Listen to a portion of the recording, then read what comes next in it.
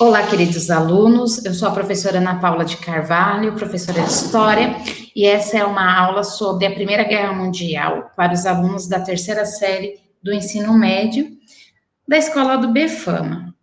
Essa aula terá duração de 10 minutos, é uma introdução sobre a Primeira Guerra Mundial. Então, eu estou cronometrando, deixa eu começar aqui, valendo. Então, eu vou mostrar o slide para vocês, para começarmos a nossa aula. Só esperar um minutinho para aparecer aí para vocês. Vamos lá. Apareceu.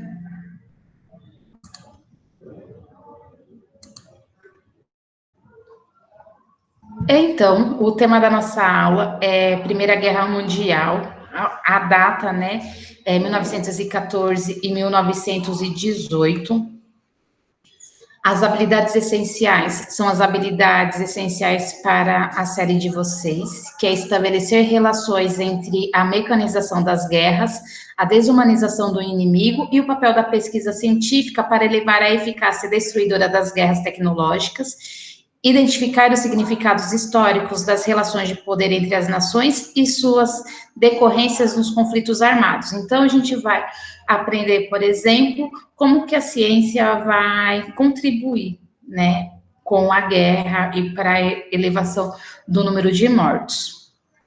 Antecedentes. Antes da gente falar do início da Primeira Guerra Mundial, tem um fator importante, que é a Belle Époque. No final do século XIX, a Europa se via em meio a um desenvolvimento técnico e econômico jamais visto. Isso elevou o modo de vida das pessoas, né? O resultado foi a criação de um padrão de riqueza luxuoso, repleto de grandes inovações e bens de consumo. Então, foi a bela época que eles estavam vivendo. Mas esse padrão era alcançado apenas por uma pequena parcela da sociedade. Então, os carros, os primeiros aviões, a chegada da luz elétrica nas casas mais ricas de Paris, além do famoso episódio do navio Titanic, que todo mundo conhece. Então, a Belle Époque foi uma bela época, né, de prosperidade econômica que prevaleceu na Europa por um longo período. Essa onda de otimismo se estendeu até a Primeira Guerra. Tensões europeias no século XX. No início do século XX, havia uma enorme tensão e rivalidade entre os governos das grandes potências europeias, como Alemanha, Inglaterra e França. Essa tensão resultou em disputas comerciais. Os governos buscavam mercados consumidores para seus produtos e disputavam colônias na África e na Ásia, que é o imperialismo que nós trabalhamos nas aulas anteriores, né? Os países industrializados, eles procuraram expandir seus territórios para explorar, né, matéria-prima, mercado consumidor, dentre outras coisas, tá? E eles fizeram isso além dos seus territórios de origem, como foi trabalhado na aula anterior, que o link também foi enviado no grupo da sala. Os impérios coloniais, 1914. Então, essa é uma imagem da partilha da África, no final do século XIX. Essa divisão vai trazer insatisfação para alguns países. Se vocês observarem, por exemplo, a Itália, a Alemanha, que é essa cor mais clarinha, eles acabaram ficando com territórios que não tinham muito valor econômico no continente africano. Além disso, teve os movimentos nacionalistas. O que é isso? Eles buscavam agrupar sob o mesmo Estado povos de culturas semelhantes, o que levava a um desejo de expansão territorial. Entre os principais movimentos nacionalistas destacam-se o pan-eslavismo e o pan-germanismo. Pan-eslavistas, liderados em certa medida pelo governo russo, eles queriam unir todos os povos eslavos da Europa Oriental. E o pan-germanismo pretendiam anexar a Alemanha, os territórios da Europa Central, onde viviam os germânicos. Além disso, tinha o revanchismo francês. Teve uma guerra franco-prussiana, em que a França perdeu um território, que é a Alsácia-Lorena, muito rica em minério. Então, a França vai aproveitar esse momento de movimentos nacionalistas e ela vai querer de volta esse território que ele havia perdido. Daqui a pouco eu vou mostrar um mapa. Deixa eu agilizar, porque vai fazer 5 minutinhos já que nós estamos aqui conversando. Fragmentação do território. Então, essa briga por território e nacionalização vai surgir muito antigamente, quando existia um império na história antiga, né? O que aconteceu? Vai ter a queda do Império Romano pelos turcos otomanos e vai ter a fragmentação do território. Então, vai começar a surgir vários territórios, que é a Sérvia, a Bulgária, a Bósnia, a Romênia e o Império Austro-Húngaro. Esses países, eles se tornarão independentes. Então, a Sérvia, em 1829, a Romênia, a Bulgária, a Grécia. Então, eles são territórios que pertenciam a um único povo, que eles falavam a mesma língua, seguiam a mesma cultura, e, de repente, esses territórios, eles conseguiram sua independência. O que vai acontecer? A Bósnia era pretendida pela Sérvia. A Sérvia queria esse território, mas quem anexou esse território foi o Império Austro-Húngaro.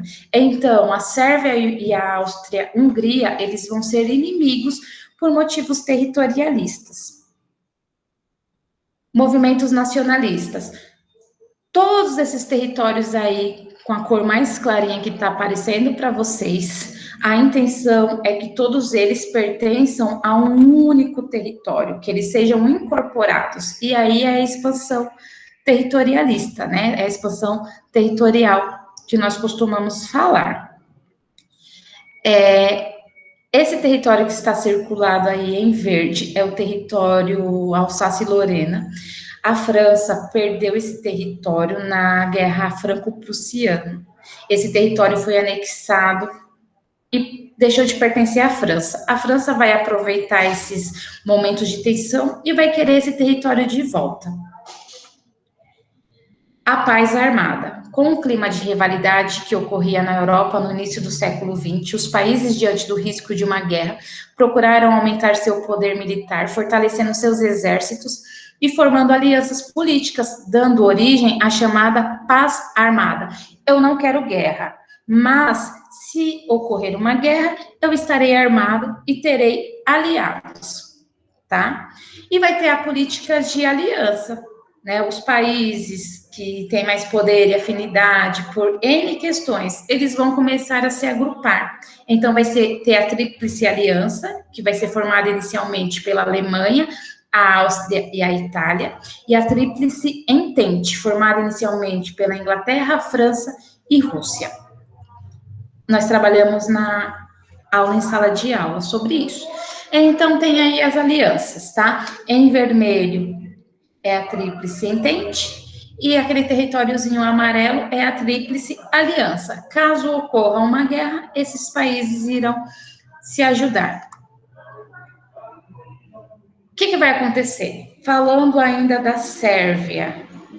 A Sérvia era um estado eslavo independente, era inimigo da Áustria-Hungria, é localizado na região balcânica, é uma região de conflito intenso, né, devido a fatores históricos, desejava anexar a Bósnia-Herzegovina e era aliado do Império Russo. O estopim da guerra. O herdeiro do trono austríaco, o Francisco Ferdinando, ele vai fazer uma visita no território e ele vai ser morto, tá? Então, vamos lá. O estopim da Primeira Guerra Mundial foi o assassinato do arquiduque Francisco Ferdinando, herdeiro do trono austríaco, e de sua esposa na cidade de Sarajevo, na Bósnia, em 28 de junho de 1914. O assassino era um estudante pertencente a uma organização apoiada pelo governo da Sérvia. O assassinato provocou uma reação militar da Áustria contra a Sérvia. Então, era um barril de pólvora.